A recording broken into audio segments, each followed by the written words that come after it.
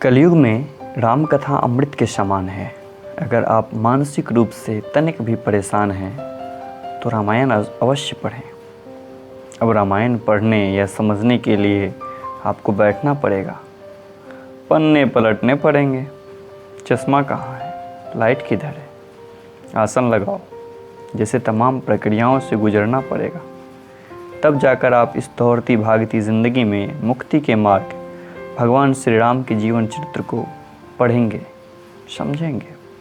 लेकिन एक दूसरी विधि भी है।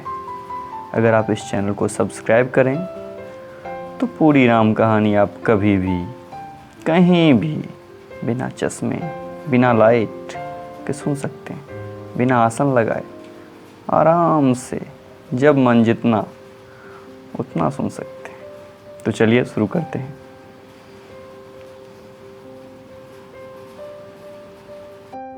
महादेव बाबा विश्वनाथ की जय, माँ पार्वती की जय, सीता रामचंद्र की जय, पवन सुत हनुमान जी की जय।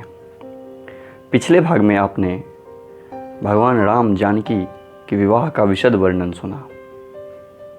अब आगे सीता जी बार बार राम जी को देखती हैं और सकुचा जाती हैं, पर मन उनका नहीं सकुचाता। प्रेम के प्यासे उनके नेत्र सुंदर मछलियों की छवि को हर रहे हैं। श्री रामचंद्र जी का सांवला शरीर स्वभाव से ही सुंदर, उसकी शोभा करोड़ों कामदेवों को लजाने वाली है। महावर से युक्त चरण कमल बड़े सुहावने लगते हैं, जिन पर मुनियों के मन रूपी भौरे सदा छाए रहते हैं। पवित्र और मनोहर पीली धोती प्रातःकाल के सूर्य और बिजली का ज्योति हरे लेती है। कमर में सुंदर कंकिनी और कटिसूत्र हैं। विशाल भुजाओं में सुंदर आभूषण सुशोभित हैं। पीला जनेऊ महान शोभा दे रहा है। हाथ की अंगूठी चित्त को चुरा लेती है।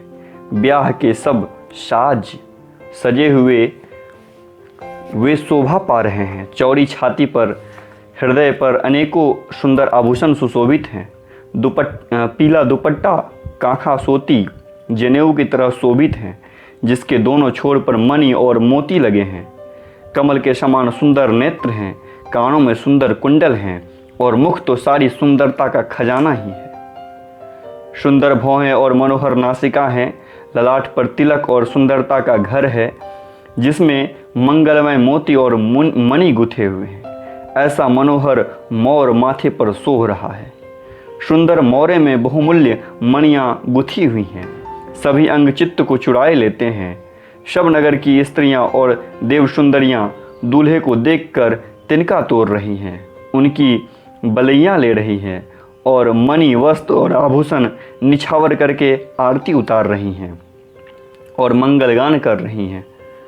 देवता फूल बरसा रहे हैं और सूत मागध और भाट सुयस सुना रहे हैं। सुहागनी स्त्रियां सुख पाकर कुंवर और कुमारियों के कोहबर कुल देवता के स्थान में लाई और अत्यंत प्रेम से मंगल गीत गा कर लौकिक रीति करने लगी। पार्वती जी श्री रामचंद्र जी को लौह कौर वर वधु का परस्पर ग्रास देना सिखाती हैं और सरस्वती जी सीता जी को सिखाती हैं। रनिवास हाल विलास के आनंद में मग्न है। श्री रामचंद्र जी और सीता जी को देख देख कर सभी जन्म का परम फल प्राप्त कर रही हैं। अपने हाथ की मणियों में सुंदर रूप के भंडार श्री रामचंद्र जी की परछाई दिख रही है। यह देखकर जानकी जी दर्शन में वियोग होने से भय से बाहुरूपी लता को और दृष्टि को हिलाती डुलाती नहीं है। उस समय के हंसी खेल और विनोद का आनंद और प्रेम कहा नहीं जा सकता, उसे सखियां ही जानती हैं। तदंतर वर कन्याओं को सब सुंदर सखियां जनवासों को लेवा चली।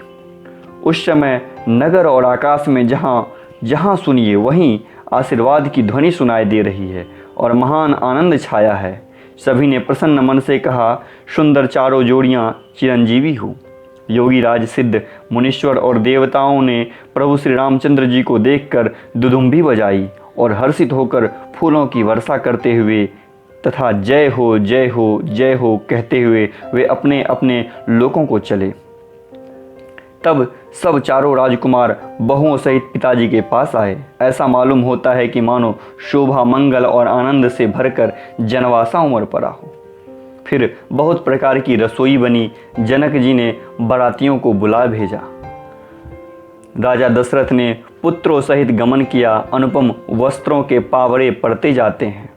आदर के साथ सबके चरण धोए और सबको यथा योग्य पीढ़ियों पर बैठाया।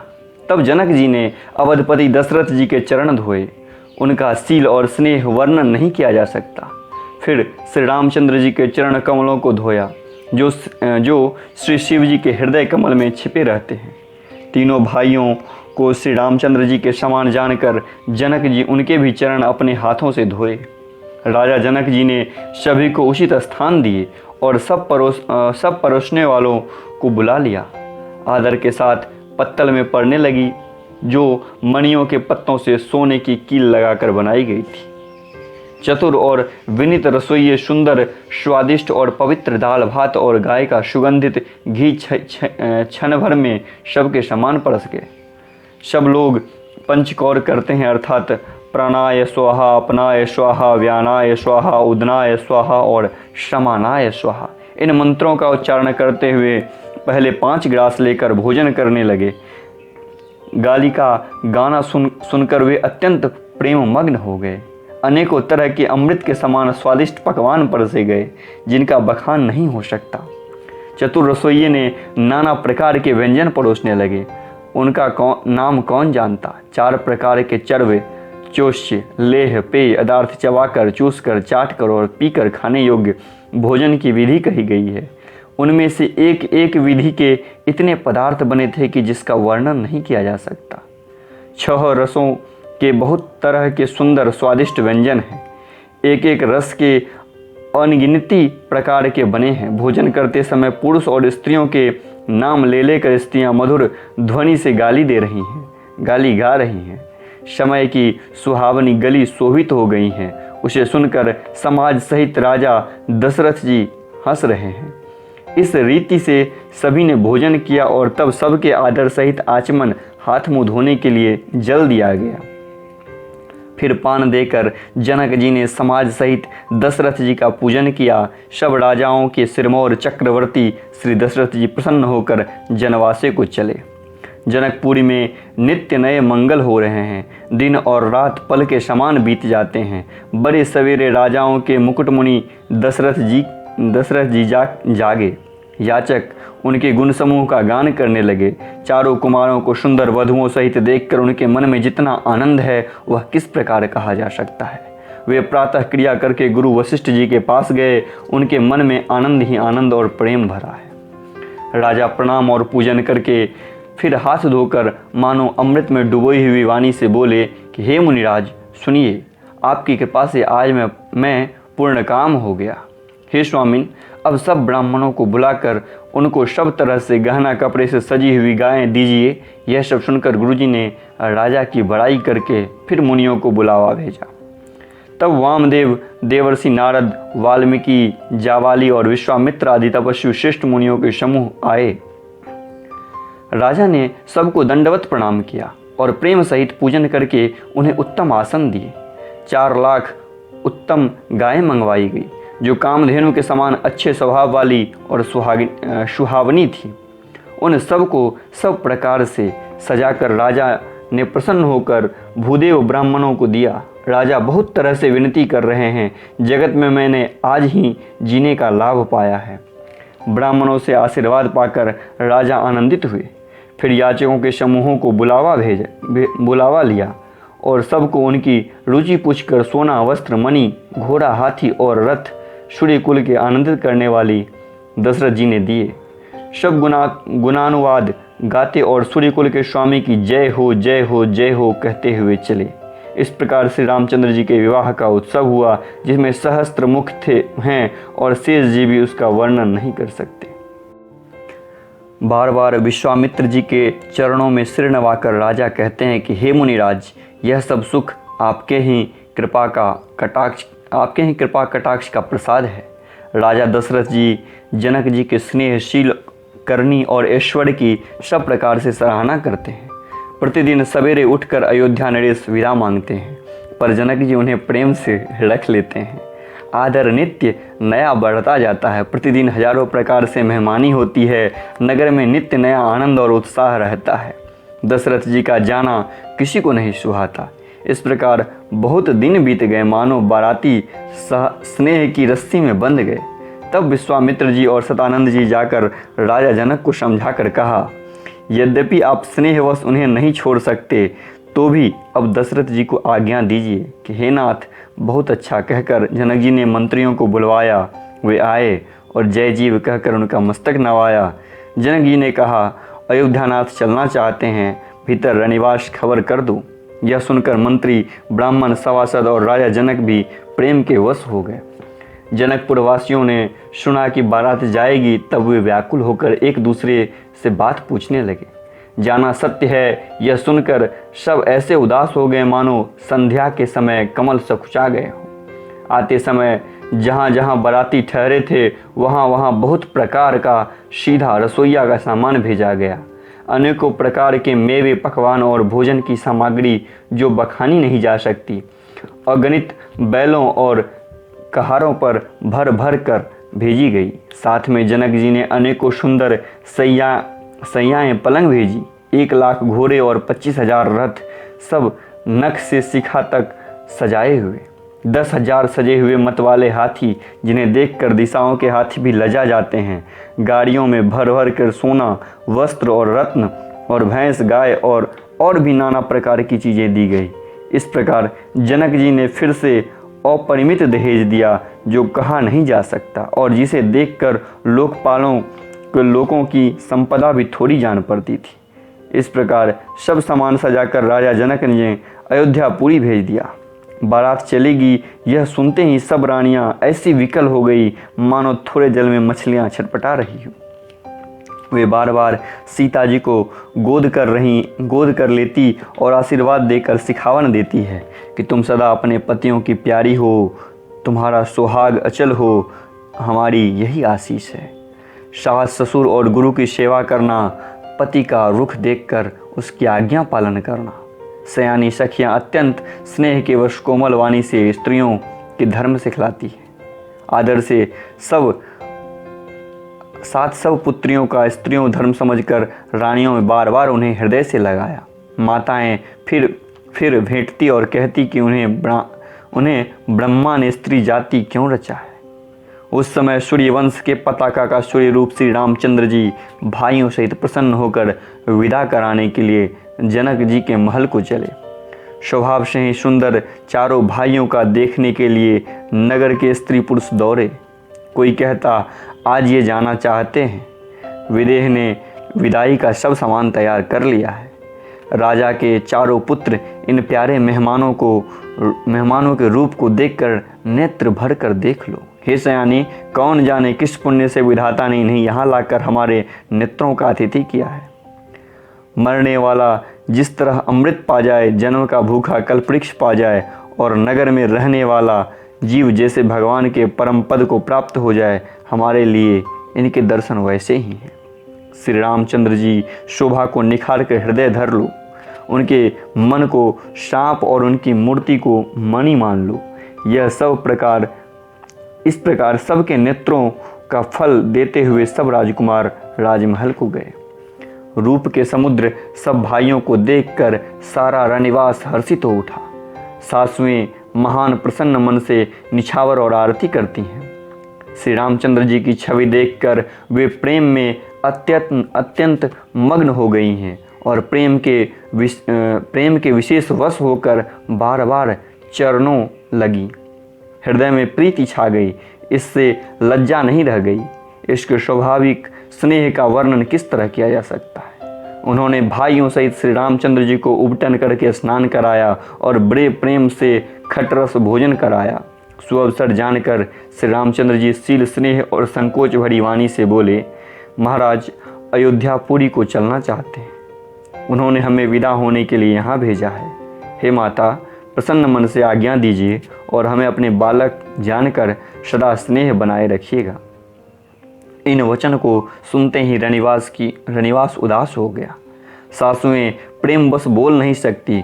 उन्होंने सब कुमारियों को हृदय से लगा लिया और और उनके पतियों को सौंपकर बहुत विनती करके उन्होंने सीता जी को श्री रामचंद्र जी को समर्पित किया और हाथ जोड़कर बार बार कहा कि हे तात, हे सुजान, मैं बलि जाती हूँ। तुमको सबकी गति मालूम है। परिवार को, पुरवासियों को, मुझको और राजा को सीता प्राण के समान प्रिय है, ऐसे जानिएगा। हे तुलसी के स्वामी, इसके सील और स्नेह को देखकर इसे अपनी दासी करके मानिएगा।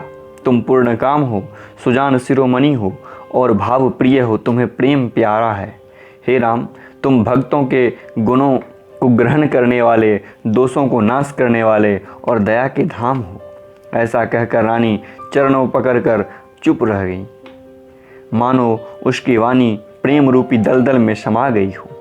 स्नेह से सनी हुई श्रेष्ठ वाणी सुनकर श्री रामचंद्र जी ने सास का बहुत प्रकार से सम्मान किया। तब श्री रामचंद्र जी हाथ जोड़कर विदा मांगते हुए बार बार प्रणाम किया। आशीर्वाद पाकर और फिर सिर नवाकर भाइयों सहित श्री रघुनाथ जी चले।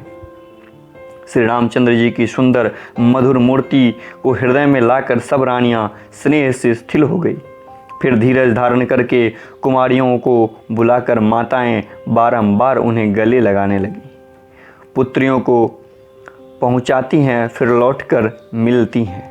परस्पर कुछ थोड़ी प्रीति नहीं बढ़ी, अर्थात बहुत प्रीति बढ़ी। बार बार मिलती हुई माताओं को सखियों ने अलग कर दिया, जैसे हाल की ब्याही हुई गाय को उसके बालक बछड़े या बछिया से अलग कर दे।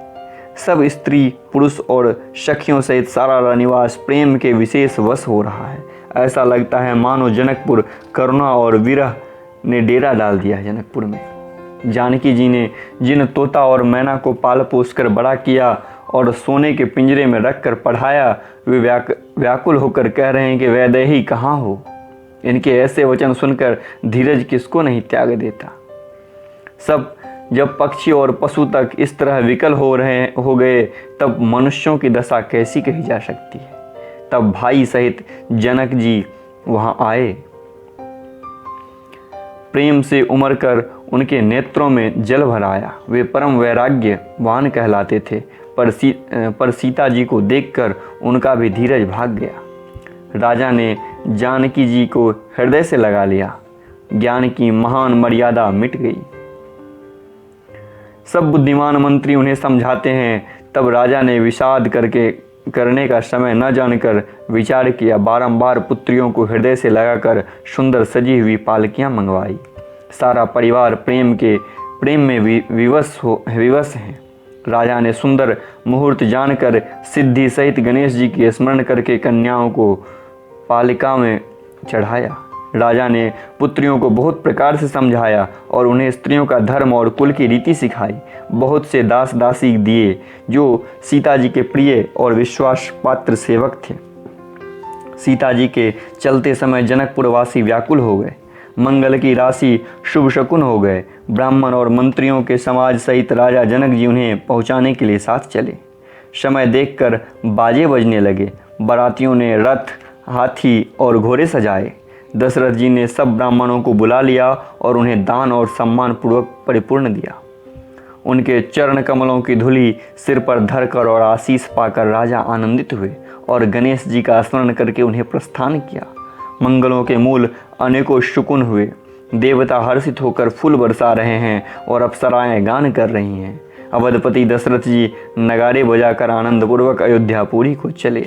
राजा दशरथ जी विनती करके प्रतिष्ठित जनों को लौटाया और आदरों के साथ सब मांगने को बुलवाया। उनके गहने, कपड़े, घोड़े, हाथी दिए और प्रेम से पुष्ट करके सबको संपन्न अर्थात बलयुक्त कर दिया। वे सब बारंबार विरुदावली कुलकृति बखान कर श्री रामचंद्र जी को हृदय में रख कर लौटे। कौशलाधीश दशरथ जी बार बार लौटने को कहते हैं, परंतु जनक जी प्रेमवश लौटना नहीं चाहते।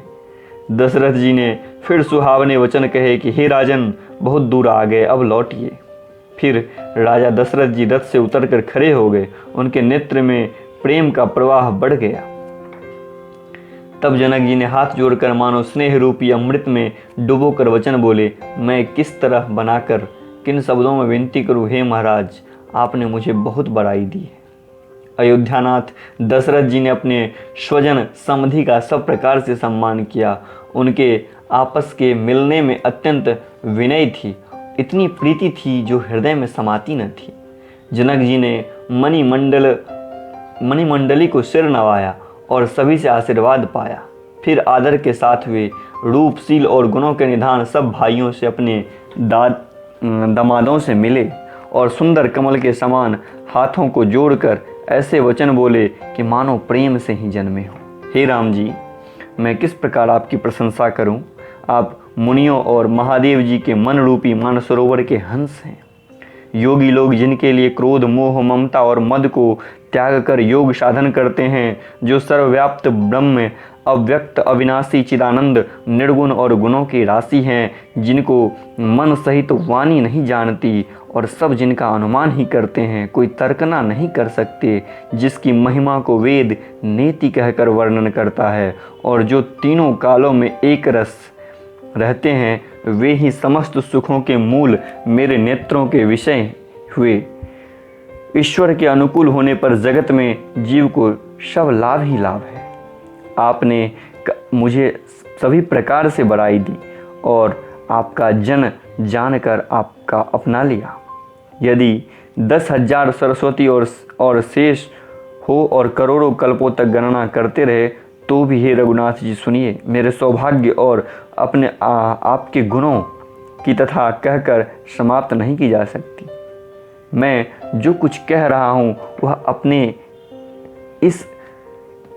अपने एक ही बल पर कि आप अत्यंत थोड़े प्रेम में ही प्रसन्न हो जाते हैं। मैं बार बार हाथ जोड़कर यह मांगता हूँ कि मेरा मन भूल कर भी आपके चरणों को ना छोड़े। जनक जी के श्रेष्ठ वचनों को सुनकर जो मानव प्रेम से पुष्ट हो गए थे, पूर्ण काम से रामचंद्र जी संतुष्ट हुए। उन्होंने सुंदर विनती करके पिता दशरथ, गुरु विश्वामित्र जी और कुलगुरु वशिष्ठ जी के समान जानकर ससुर जानकी जी का सम्मान किया। फिर जनक जी भरत जी से कहते हैं और प्रेम के साथ मिलकर फिर उन्हें आशीर्वाद दिया। फिर राजा ने लक्ष्मण जी और शत्रुघ्न जी से मिलकर उन्हें आशीर्वाद दिया। वे परस्पर प्रेम के वश होकर बार बार आपस में सिर नवाने लगे। जनक जी बार बार विनती और बड़ाई करके श्री रघुनाथ जी सब भाइयों के साथ चले। जनक जी ने जाकर विश्वामित्र जी के चरण पकड़ लिए और उनके चरणों की रज को सिर और नेत्र में लगाया। उन्होंने कहा, हे मुनीश्वर, सुनिए, आपके सुंदर दर्शन कुछ भी दुर्लभ नहीं है।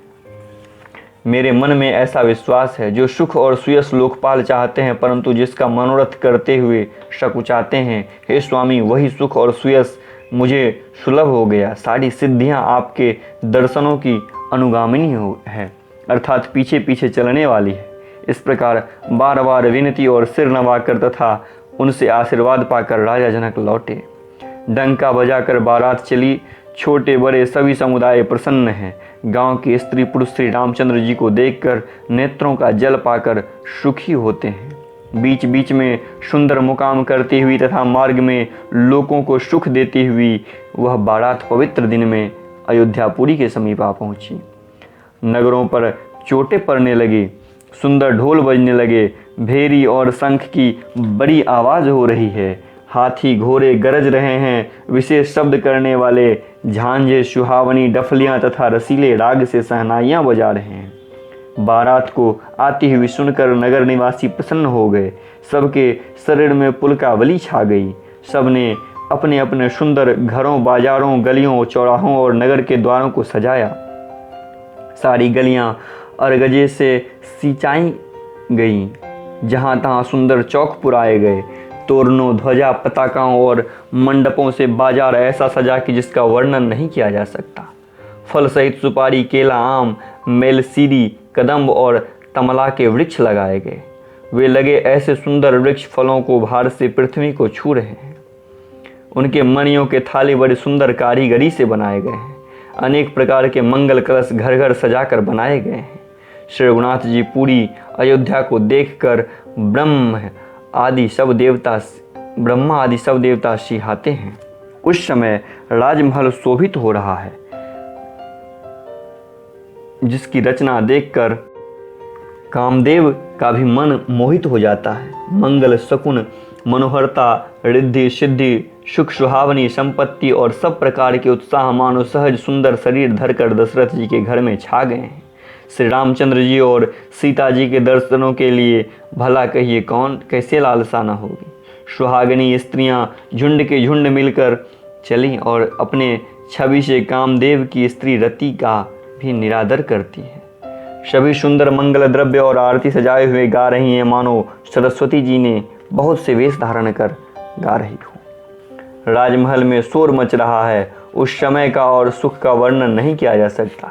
कौशल्या जी आदि श्री रामचंद्र जी सब माताएं प्रेम के विशेष वश होने से शरीर की सुध भूल गई हैं। गणेश जी और त्रिपुरारी शिव जी का पूजन करके उन्होंने ब्राह्मणों को बहुत सा दान दिया। वे ऐसी परम प्रसन्न हुई मानो अत्यंत दरिद्री चारों पदार्थ पा गए हो। सुख और महान आनंद से विवश होने के कारण सब माताओं के शरीर स्थिर हो गए, उनके चरण चलते नहीं हैं। श्री रामचंद्र जी के दर्शनों के लिए वे अत्यंत अनुराग में भरकर परछन का सब सामान सजाने लगी हैं। अनेकों प्रकार के बाजे बजते थे। सुमित्रा जी ने आनंदपूर्वक मंगल साज सजाए। हल्दी, दूब, दही, पत्ते, फूल, पान, सुपारी आदि मंगल की मूल वस्तुएं हैं तथा अक्षत, अखवे, गोरोचन, लावा और तुलसी की सुंदर मंजरियां सुशोभित हैं।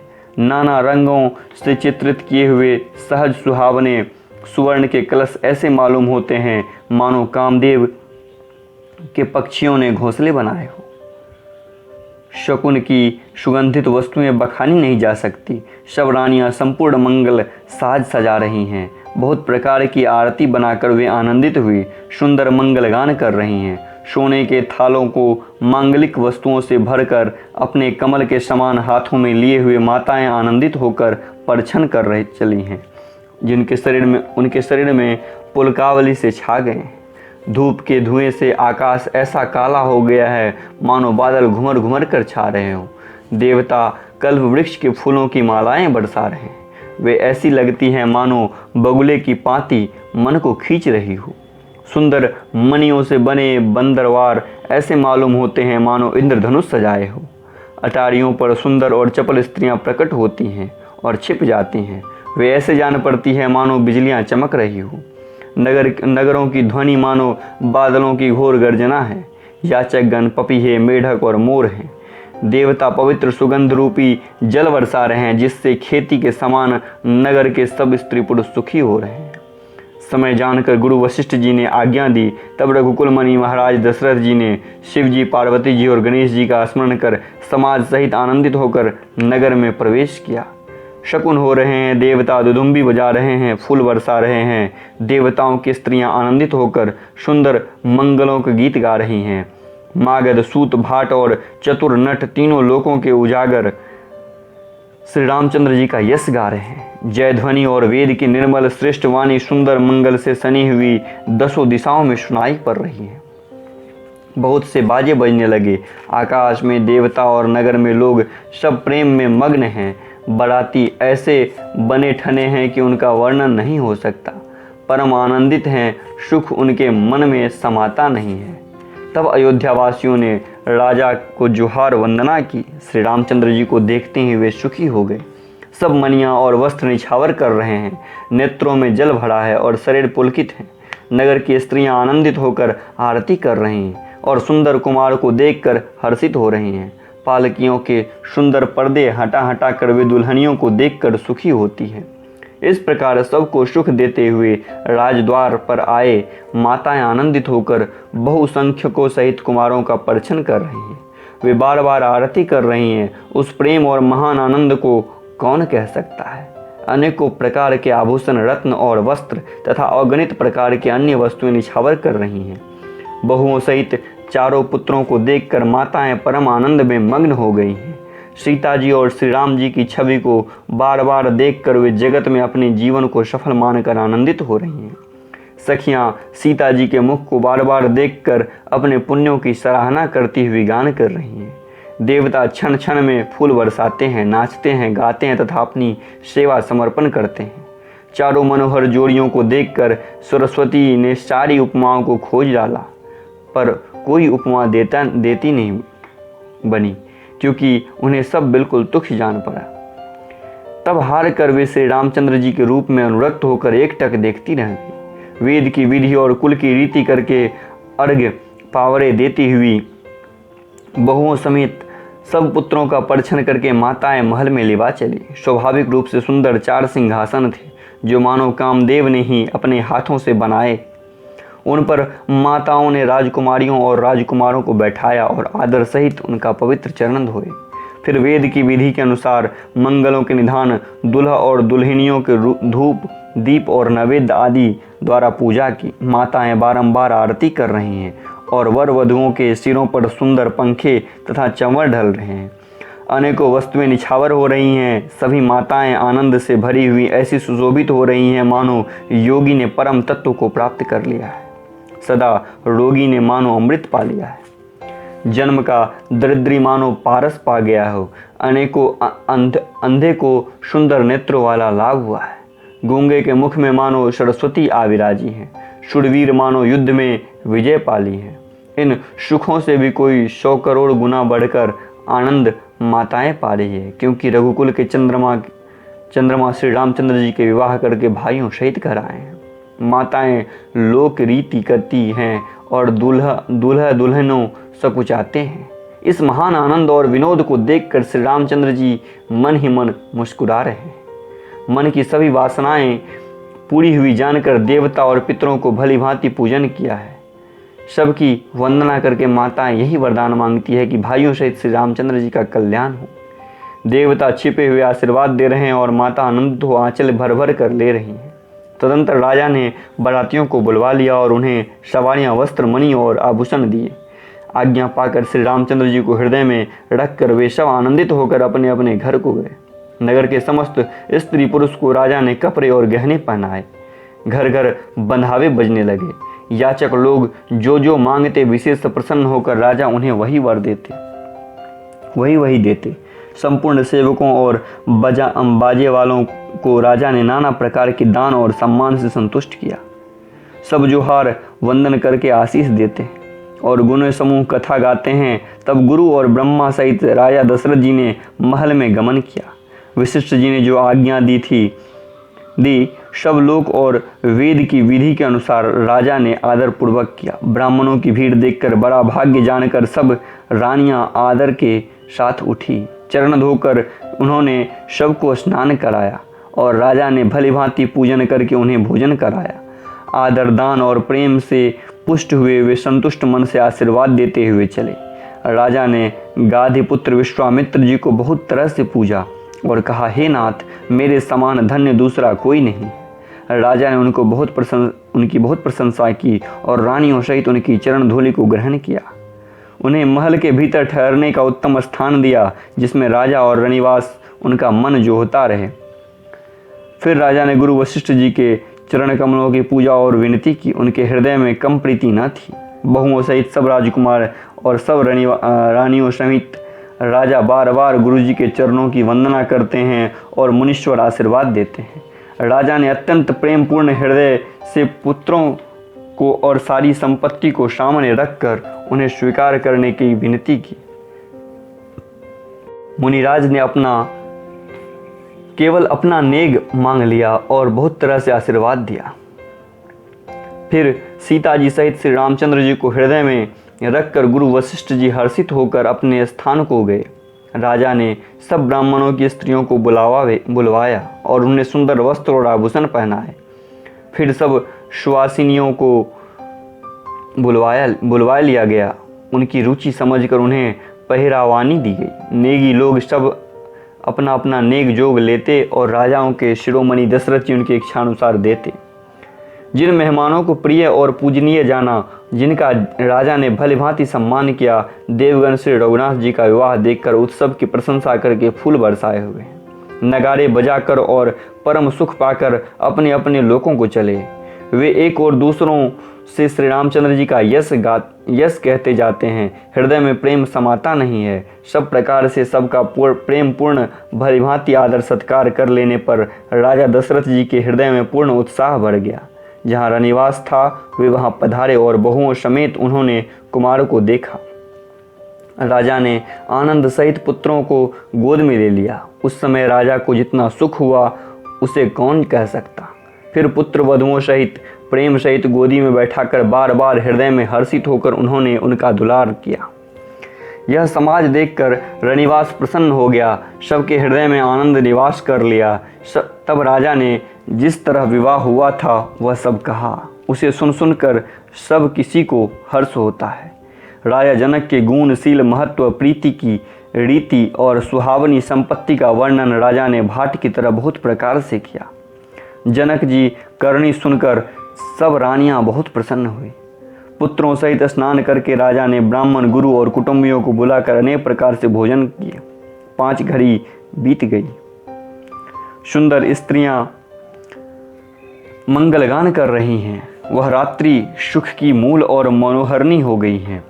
सबने आचमन करके पान खाए और फूलों की माला, सुगंधित द्रव्य आदि से विभूषित होकर सब शोभा से छा गए। श्री रामचंद्र जी को देखकर और आज्ञा पाकर सब सिर नवाकर अपने अपने घर को चले। वहाँ के प्रेम, आनंद, विनोद, महत्व और समय, समाज और मनोहरता को सैकड़ों सरस्वती, शेष, वेद, ब्रह्मा, महादेव जी और गणेश जी भी नहीं कह सकते। फिर भला मैं उसे किस प्रकार बखान करूं? कहीं केचुआ भी धरती को सिर पर ले सकता है क्या? राजा ने सबका सब प्रकार से सम्मान करके कोमल वचन कहकर रानियों को बुलवाया और कहा, बहुएं अभी बच्ची हैं, पराए घर से आई हैं। इनको इस तरह से रखना जैसे नेत्रों को पलके रखती है। लड़के थके हुए और नींद के वश हो रहे हैं, इन्हें ले जाकर शयन कराओ। ऐसा कहकर राजा श्री रामचंद्र जी के चरणों में मन लगाकर विश्राम भवन को चले गए। राजा के स्वभाव से ये सुंदर वचन सुनकर मणियों से जड़े सुंदर सुवर्ण के पलंग बिछवाए, गौएं के दूध के फेन के समान सुंदर और कोमल अनेकों सफ़ेद चादरें बिछाई। सुंदर तकियों के वर्णन नहीं किया जा सकता। मणियों के मंदिर में फूलों की मालाएं और सुगंध द्रव्य सजे हैं। सुंदर रत्नों के दीपों को और सुंदर चंदवे की शोभा कहते नहीं बनती। जिसने उन्हें देखा वही जान सकता है। इस प्रकार सुंदर सैया सजाकर श्री रामचंद्र जी को उठाया और प्रेम सहित पलंग पर पौढ़ाया। श्री रामचंद्र जी ने बार बार भाइयों को आज्ञा दी, तब भी वे अपनी अपनी सैयाओं पर सो गए। श्री रामचंद्र जी सावले सुंदर कोमल अंगों को देखकर सब माताएं प्रेम सहित वचन कह रही हैं कि हे तात, मार्ग में जाते हुए तुमने बड़ी भयावनी तारका राक्षसी को किस प्रकार मारा। बड़े भयानक राक्षस जो विकट योद्धा थे और जो युद्ध में किसी को कुछ नहीं गिनते थे, उन दुष्ट मारीच और सुबाहु को सहाय को सहित तुमने कैसे मारा। हे तात, बलैया लेती हूँ, मुनि की कृपा से ईश्वर ने तुम्हारी बहुत सी बालाओं को टाल दिया। दोनों भाइयों ने यज्ञ की रखवाली करके गुरुजी के प्रसाद से सब विद्याएं पाई। चरणों की धूलि लगाते हुए मुनि पत्नी अहिल्या तर गई। विश्व भर में यह कीर्ति पूर्ण रीति से व्याप्त हो गई। कच्छप की पीठ, व्रज और पर्वत से भी कठोर शिवजी के धनुष राजाओं के समाज में तुमने तोड़ दिया। विश्व विजय के यश और जानकी को पाया और सब भाइयों को ब्याह कर घर आए। तुम्हारे सभी कर्म अमानुषी मनुष्य की शक्ति से बाहर के हैं, जिन्हें केवल विश्वामित्र जी की कृपा ने सुधारा है। हे तात, तुम्हारा चंद्रमुख देखकर आज हमारा जगत में जन्म लेना सफल हुआ। तुमको बिना देखे तो दिन बीते, जो दिन बीते हैं उनको ब्रह्मा गिनती में न लावे। विनय भरे उत्तम वचन कहकर श्री रामचंद्र जी ने सब माताओं को संतुष्ट किया। फिर शिव जी, गुरु और ब्रह्मा के चरणों का स्मरण कर नेत्रों को नींद के वश किया। नींद में ही उनका अत्यंत सरोना मुखड़ा ऐसा सो रहा था मानो संध्या के समय का लाल कमल सो रहा हो। स्त्रियां घर घर जागरण कर रही हैं और आपस में मंगलमय गालियां दे रही हैं एक दूसरे को। रानियां कहती हैं कि हे सजनी, देखो रात्रि कैसी शोभा है। रात्रि की कैसी शोभा है जिसमें अयोध्यापुरी विशेष शोभित हो रही हैं। सासुएं सुंदर बहुओं को लेकर सो गई हैं, मानो सर्पों ने अपने सिर की मणियों को हृदय में छिपा रखा है। प्रातःकाल पवित्र ब्रह्म मुहूर्त में प्रभु जागे, मुर्गे सुंदर बोलने लगे, भाट और मागधों ने गुणों का गान किया तथा नगर के लोग द्वार पर जोहार करने आ गए। ब्राह्मणों, देवताओं, गुरु, पिता और माताओं की वंदना करके आशीर्वाद पाकर सब भाई प्रसन्न हुए। माताओं ने आदर के साथ उनके मुखों को देखा, फिर वे राजा के साथ दरवाजे पर पधारे। स्वभाव से ही पवित्र चारों भाइयों ने सब शौचादि से निवृत्त होकर पवित्र सरयू नदी में स्नान किया और प्रातः क्रिया करके पिता के पास आए। राजा ने देखते ही उन्हें हृदय से लगा लिया। तदंतर वे आज्ञा पाकर हर्षित होकर बैठ गए। श्री रामचंद्र जी के दर्शन कर और नेत्रों के लाभ की बस यही सीमा है, ऐसा अनुमान कर सारी सभा शीतल हो गई। फिर मुनि वशिष्ठ जी और विश्वामित्र जी आए। राजा ने उनको सुंदर आसन पर बिठाया और पुत्रों समेत उनकी पूजा करके उनके चरणों को लगे। दोनों गुरु श्री राम जी को देखकर प्रेम में मुग्ध हो गए। वशिष्ठ जी धर्म के इतिहास कह रहे हैं और राजा रनिवास सुन रहे हैं, जो मुनियों के मन को भी अगम्य है। ऐसी विश्वामित्र जी की करनी को वशिष्ठ जी आनंदित होकर बहुत प्रकार से वर्णन किया है। वामदेव जी बोले, ये सब बातें सत्य है। विश्वामित्र जी की सुंदर कीर्ति तीनों लोक में छाई है। यह सुनकर सब किसी को आनंद हुआ। श्री रामचंद्र जी, लक्ष्मण जी के हृदय में अधिक उत्साह हुआ। नित्य ही मंगल, आनंद और उत्सव होते हैं। इस तरह आनंद में दिन बीतते जाते हैं। अयोध्या आनंद से भर कर उमड़ रही है। आनंद की अधिकता अधिक से अधिक बढ़ती जा रही है। अच्छा दिन शोध कर सुंदर कंखन खोले गए। मंगल, आनंद और विनोद कुछ कम नहीं हुए। इस प्रकार नित्य नए सुखों को देखकर देवता सिहाते हैं और अयोध्या में जन्म पाने के लिए ब्रह्मा जी से याचना करते हैं। विश्वामित्र जी नित्य ही चलना चाहते हैं, पर श्री रामचंद्र जी के स्नेह और विनयवश रह जाते हैं। दिनों दिन राजा का 100 गुना भाव देखकर महामुनिराज विश्वामित्र उनकी सराहना करते हैं। अंत में जब विश्वामित्र जी ने विदा मांगी, तब राजा प्रेम मग्न हो गए और पुत्रों सहित आगे खड़े हो गए। बोले, हे नाथ, यह सारी संपदा आपकी है। मैं तो स्त्री पुत्रों सहित आपका सेवक हूँ। हे मुनि, लड़कों पर सदा स्नेह करते रहिएगा और मुझे भी दर्शन देते रहिएगा। ऐसा कहकर पुत्रों और रानियों सहित राजा दशरथ जी विश्वामित्र जी के चरणों में गिर पड़े। उनके मुंह से बात न निकलती। ब्राह्मण विश्वामित्र जी बहुत प्रकार से आशीर्वाद दिए और चल पड़े। प्रीति की रीति कहीं नहीं जाती। सब भाइयों को साथ लेकर श्री रामचंद्र जी प्रेम के साथ उन्हें पहुंचकर आज्ञा पाकर लौटे। गधिकुल के चंद्रमा विश्वामित्र जी हर्ष के साथ श्री रामचंद्र जी के रूप, राजा दशरथ जी के भक्ति, चारों भाइयों का विवाह, सबके उत्साह और आनंद को मन ही मन सराहते जाते हैं। वामदेव जी और रघुकुल के गुरु ज्ञानी वशिष्ठ जी फिर विश्वामित्र जी की कथा बखान कर कही। मुनि का सुंदर यश सुनकर राजा मन ही मन अपने पुण्यों के प्रभाव का बखान करने लगा। आज्ञा हुई तब सब लोग लौटे। राजा दशरथ जी भी पुत्रों सहित महल में गए। जहाँ तहाँ सब रामचंद्र जी के विवाह की गाथाएं गा रहे हैं। श्री रामचंद्र जी का पवित्र सुयश तीनों लोकों में छा गया। जब से श्री रामचंद्र जी विवाह करके घर आए, तब से सब प्रकार का आनंद अयोध्या में आकर बसने लगा। प्रभु के विवाह में जैसा आनंद उत्साह हुआ, उसे सरस्वती और सर्पों के राजा शेष जी भी नहीं कह सकते। श्री रामचंद्र जी के यश को, कवि कुल के जीवन को पवित्र करने वाली और मंगलों की खान जानकर इससे मैंने अपनी वाणी को पवित्र करने के लिए थोड़ा बखान कर कहा। अपनी वाणी पवित्र करने के लिए तुलसी ने राम का यश कहा है, नहीं तो श्री रघुनाथ जी का चरित्र अपार समुद्र है। किस कवि ने उसका पार पाया है। जो लोग यज्ञोपवीत और विवाह के मंगलमय उत्सव का वर्णन आदर के साथ सुनकर गावेंगे, वे लोग श्री जानकी जी और श्री राम जी की कृपा से सदा सुखी पावेंगे। श्री रामचंद्र जी, सीता जी के विवाह प्रसंग को जो लोग प्रेम पूर्वक गाएंगे, सुनेंगे, उनके लिए सदा उत्साह, आनंद ही उत्साह है, सदा उत्साह ही उत्साह है, क्योंकि श्री रामचंद्र जी का यश मंगल का धाम है। आज के लिए बस इतना ही। मास परायण आ गया है 12वां, और साथ ही बालकांड आज समाप्त हो रहा है। अगले भाग में हम अयोध्या कांड का दर्शन करेंगे। महादेव बाबा विश्वनाथ की जय, सीता रामचंद्र की जय, पवन सुत हनुमान जी की जय। जय श्री राम। अच्छा लगा हो तो शेयर ज़रूर कीजिएगा। महादेव।